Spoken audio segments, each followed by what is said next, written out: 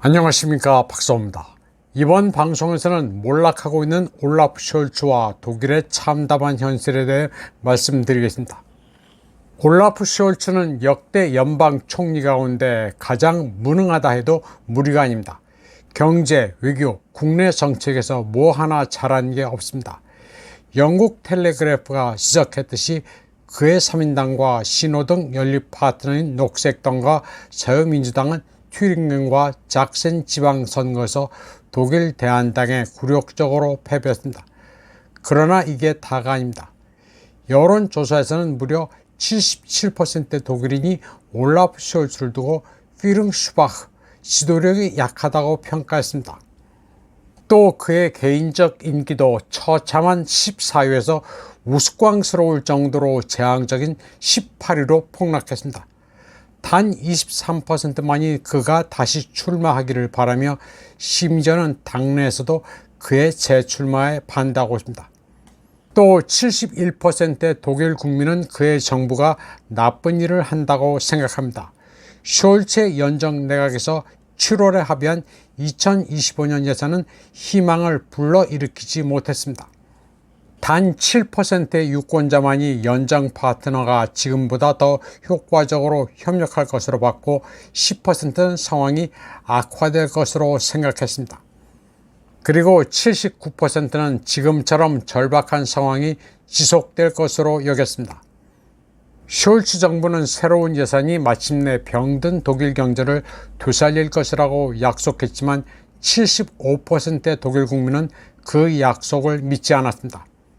경기 부양 정치를 배제하는 자체 부과 예산 제약과 저렴한 러시아 에너지의 포기로 인해 휘청거리는 독일 경제는 2018년 이래 계속 침체됐습니다.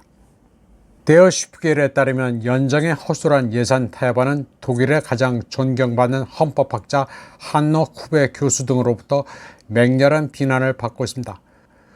독일에서는 국가적 상징이자 가장 큰 고용주인 폭스바겐이 몰락하고 있습니다.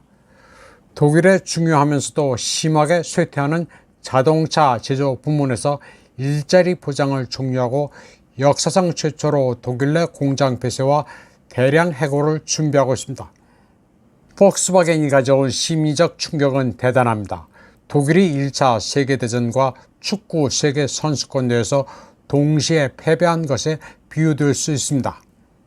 올라프 숄츠가 표방한 자이텐벤데, 시대의 변화, 즉 러소포비아와 독일의 재무장 정책도 좌초됐습니다. 러소포비아는 자기 마음대로 러시아를 싫어하거나 말거나 하지만 재무장은 얘기가 다릅니다. 러시아의 침략 위험이 있다면서 군비를 확충해야 한다고는 했는데 현실을 보면 답이 없습니다. 세계적으로 권위 있는 독일의 킬 경제연구소는 독일의 군수산업이 형편없고 현재 독일 연방군의 무장 수준도 기대 이하라고 밝혔습니다. 예를 들어 전차 대국이란 독일의 현실은 믿기 힘들 정도입니다. 2004년만 해도 독일 연방군은 2389대 전차를 보유했지만 2021년 현재로는 339대입니다. 지금은 우크라이나에 퍼지고 얼마나 있는지 모릅니다. 지금 독일이 2004년 수준의 전차 전력을 회복하려면 2066년이나 가능하다고 합니다.